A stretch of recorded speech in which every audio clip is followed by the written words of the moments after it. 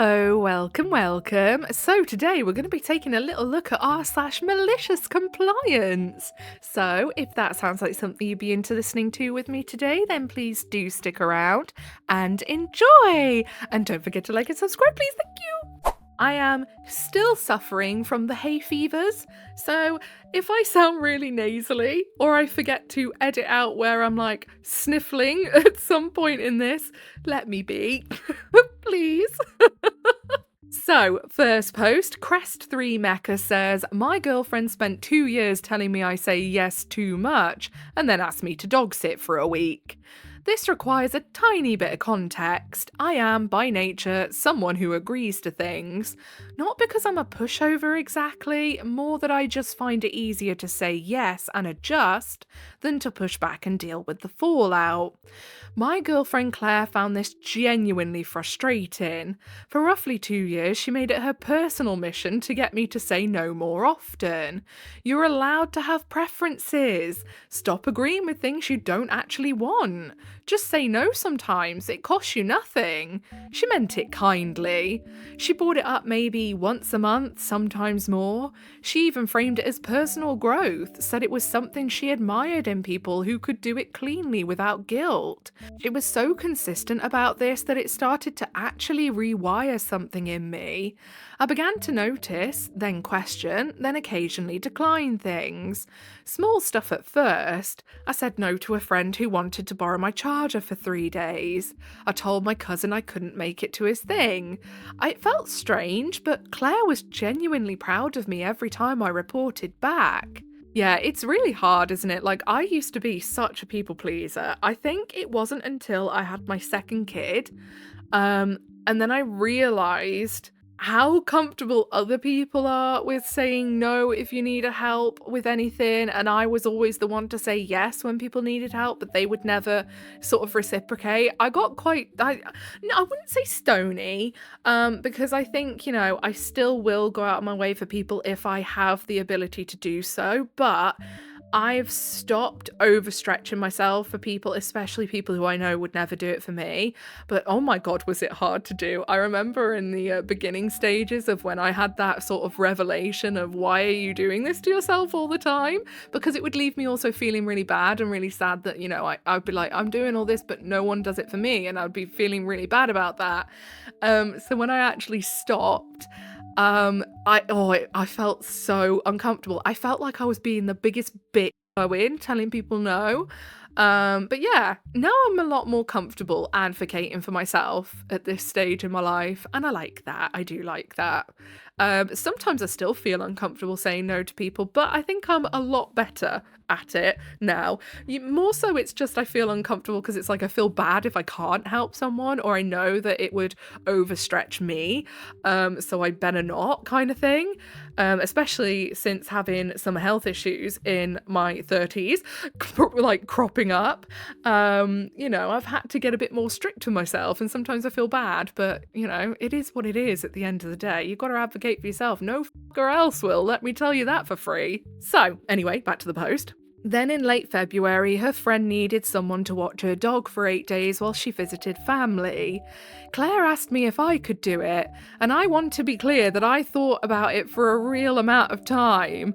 I considered the dog, the 8 days, the fact that I don't particularly enjoy dogs in my space for extended periods, and the 2 years of dedicated coaching I had received on this exact type of moment. Then I said no, calmly, without guilt. No long explanation, just, I don't think that works for me. There was a pause. Claire stared at me. I watched her go through several expressions in about 4 seconds.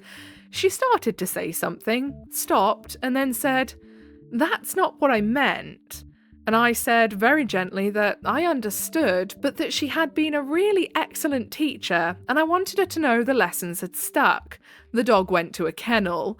Claire has not brought up the saying no to things since February.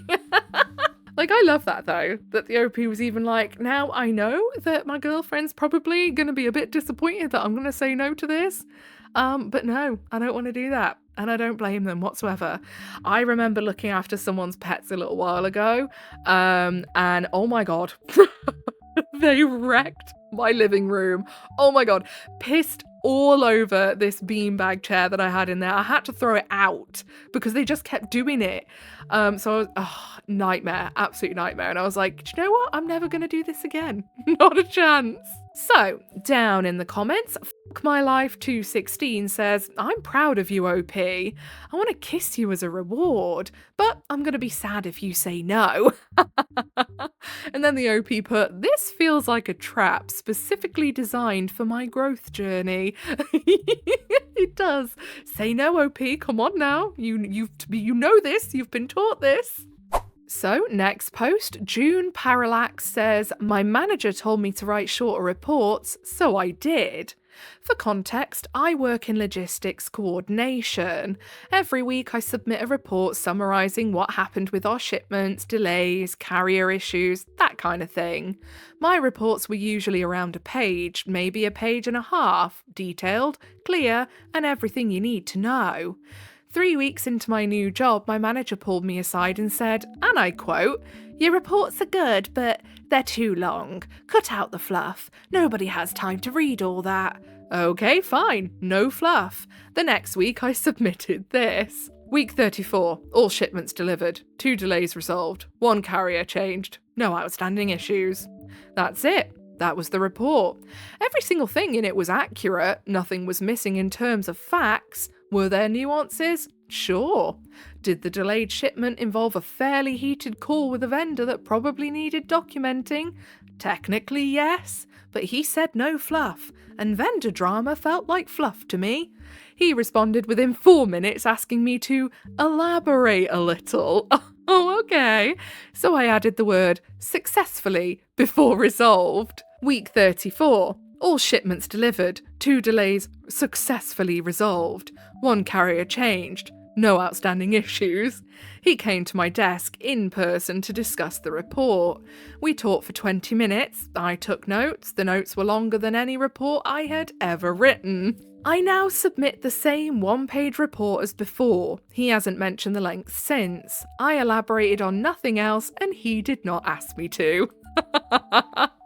That's so silly though, because it's like, if it was all relevant and stuff he needed to know, how on earth can you cut out the fluff? What that really translates to is the manager doesn't want to actually be bothered to read it all and wanted you to find some magical way to give him all the info without giving him all the info. So, down in the comments, Ogre Green Team. Okay, I was reading that. Greg Green Team, and I was like, what? Ogre Green Team says, I once had a manager tell me to save time and write shorter emails. I told her to show me where there's any fluff in my emails. I'm an electronics engineer. I'll show her what'll get broken if I leave out anything she suggests. So, later when she drafted my performance review to say I don't tolerate fools, I asked her to give me an example of one. Magical Toolbox then says, upvote given, does not tolerate fools is not a bad thing in engineering. In customer-facing sales, it might be a good thing.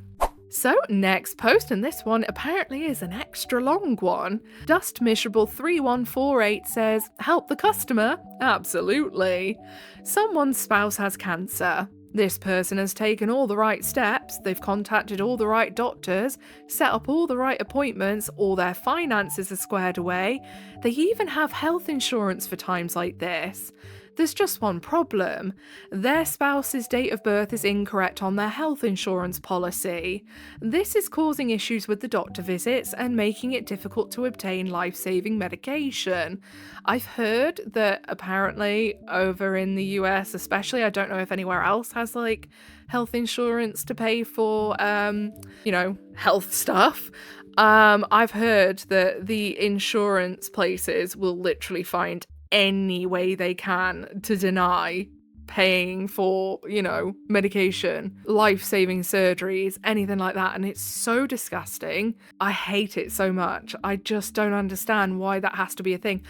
Honestly, I think the way this world works is so backwards sometimes. I mean, a lot of the time. What am I on about? Not sometimes. Quite a lot of the time. They're crying themselves to sleep at night. They don't know if their lifelong partner is going to be alive next month. They're just hoping that someone, somewhere, can help provide the necessary treatment. They're asking for a miracle.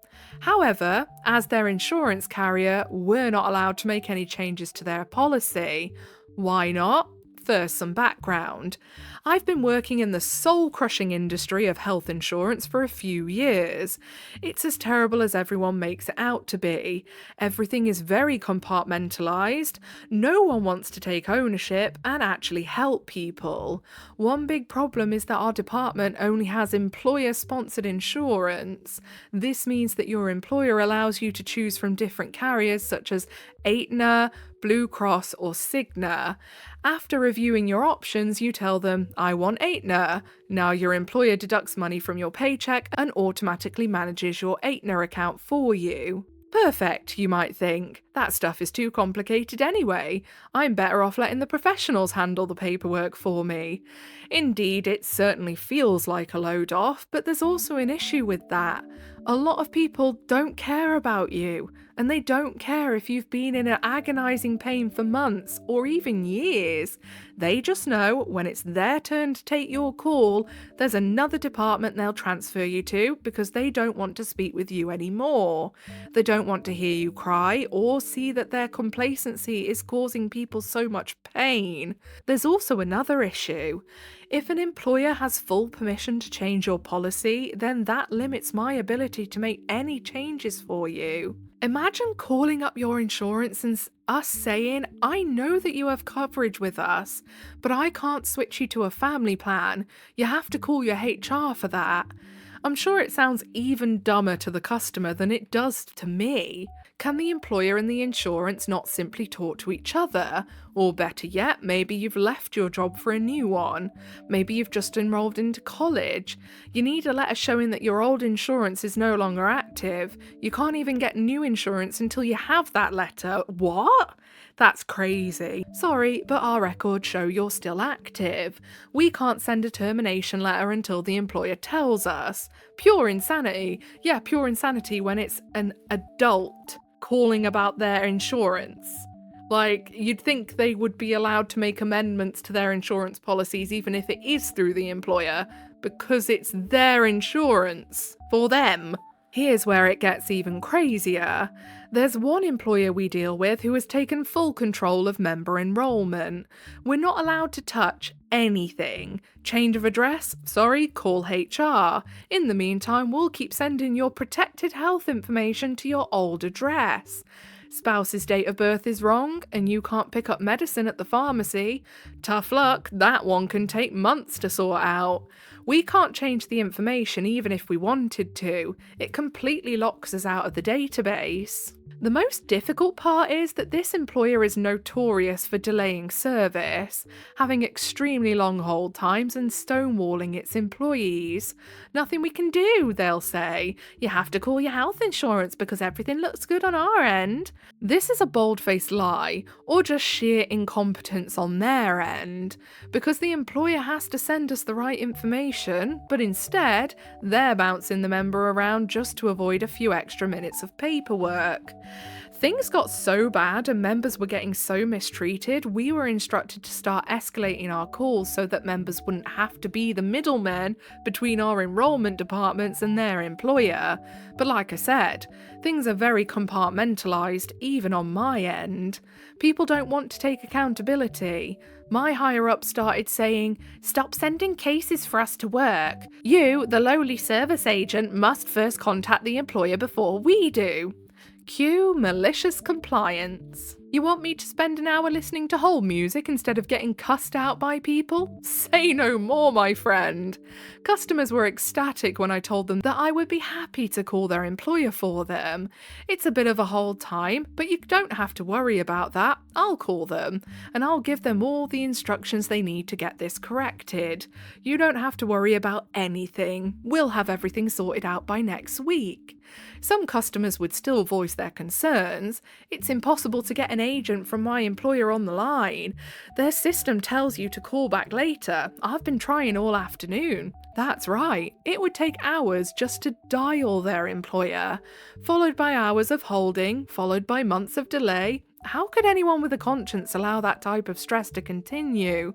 Not to worry, I told them. I have an automated dialer that allows me to make a bunch of calls at once. I'll get into their queue within 5 minutes. I did this for a few months. I was able to successfully sort out hundreds of enrolment issues with this particular employer. My turnaround time for each member was only a couple of days. Normally it would have taken months or even years, but the process was completely streamlined because I knew what to ask for, how to ask for it, and where to forward documentation. Members can't be expected to know these things, but when the member calls us, we were able to get it taken care of. Essentially, I made it my mission to call this employer every waking moment. Normally, they needed verbal permission from the member to speak with me, but I got so familiar with their call flow that I figured out the exact phrasing that would get the documentation sent over without involving the member. Agents started recognizing me on a first-name basis. When I called in, they knew they couldn't drag their feet anymore. Oh, it's this guy again. All right, fine, here's your paperwork. Their managers started putting in special notes that documentation could be shared. Members would call in very distressed about their enrolment situation, and I would explain that my new, unofficial job title was calling this employer. We got birth dates changed, we got medications filled, we got policy letters sent. For a good chunk of time, people were getting taken care of. The fallout was just as wild. Rather than being congratulated for a job well done, or at the very least having people bow down at my feet the moment I walked into the office, the tone was much more idiotic. Yeah, because you're actually meaning that these insurers are having to pay out, so I imagine they are not best pleased. I imagine they liked that these employers dragged their feet because it meant they didn't have to pay out. Instead, the higher-ups realised that my successful work was creating more work for them because they now had to actually help people and process the right paperwork. We don't want you calling this company anymore. That's not the right move. You have to stop immediately. Sorry, boss, I forgot I'm just a paper pusher. What do you want me to say when a member's spouse is needing chemo drugs and dying of cancer because we can't get changed their date of birth? Tell them to call HR. You can transfer them in, but you can't dial a bunch of times and you can't speak to an agent for them. Got it. So I have to throw them into the deep end, and here I thought I was doing something useful for people. My bad. It won't happen again. Spoiler, it did happen again. And my higher-ups got really mad. Luckily, it was a manager who instructed me to call the employer. I even asked, "Are you sure I'm allowed to do this?" They said yes and sent me that instruction in writing. Because of this, I didn't get in trouble for it. And once again, for a short time, people were able to get coverage with zero hiccups. Unfortunately, my company was foaming at the mouth and put a dead stop to it. Emails were sent to every agent in our company stating that no one was allowed to contact this employer under any circumstances. New call scripting was created specifically for this employer. If someone has enrolment issues, tell them that this employer is not accepting new calls at this time. Oh, that is just disgusting, isn't it? And all because people don't want to do their job or pay out. Oh hey, now we're the ones telling bold-faced lies. No, that employer never shut down their phone lines. It just takes a while to get through. But some corporate idiot thought it would be better for our metrics if we started lying to our members. Also tell them that we're here for them every step of the way during this tough time. Cheap words that ended up deflating good results. If someone ever utters the words, "I'm here for you every step of the way," while avoiding all responsibility, you know that they want nothing to do with you. They only like results when it means zero extra work for them. TLDR, customer not happy, agent fix problem, company not happy, company fix nothing. Now no one's happy. Yeah, that is just disgusting. The OP was literally, 1, doing their job, and 2, being an actual good person. And the company, didn't like that they actually had to do work? And again, I think it probably feeds more into the fact they didn't like that work turned into paying out for things, to be honest. Let's be quite fair. From what I understand of how these health insurance companies work, they are not there to be a fallback for you if you become ill. They are there to make money off you, and that is it. They don't want anything to do with actually helping you when you're ill. So, down in the comments, Eric Nater says, I don't know if this counts as malicious compliance, but thank you for being a good human being. And then Mistress Ridicule says, it was malicious compliance, now it's just reluctant compliance. And people working in an industry they forget they will one day need too. Exactly. I don't think I could work in a place like that. Like, I understand the OP probably doesn't exactly have a choice, but I'd be looking for a new job quick sharp. But the way the employment sector is these days, I suppose a lot of people just take what they can get, don't they? Okay, last post of the day, posted by Crinkle Tart.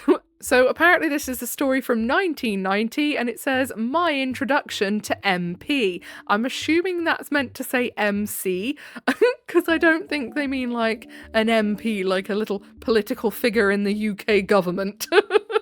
I was a teenager cooking in a restaurant kitchen which was visible to the dining room. As was standard, the cooks wore ball caps to keep the hair out of the food. New hire my age, a rich kid who treated the job like a tourist, showed up for his first couple shifts without a hat for his longish blonde hair.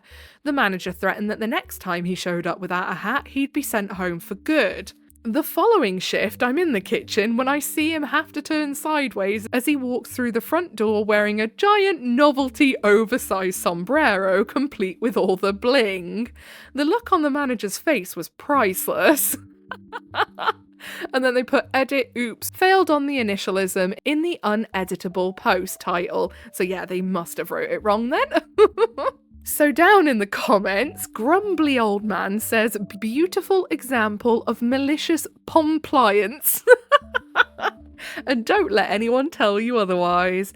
And then Remote Hour 841 says, compliance and circumstance. And then the OP says, I deserve that. Why can't we edit titles? At least the policy gave birth to r/title gore. Oh, I'm guessing that might be where people across Reddit have like made ups in their titles. I might have to have a look at that. I don't think it's one you could make like a whole video on, because yeah, it's just titles, but in my own time. Okay, so I think that's all we've got time for today. If you made it all the way to the end with me, then I appreciate you very, very much. If you give a little like, subscribe, notifications on, that is your initiation into the Coven of Void. Welcome. Don't forget to leave an offering of a comment for Big Al. Whatever it is you're doing for the day, I hope you're having a good rest of the day. Goodbye.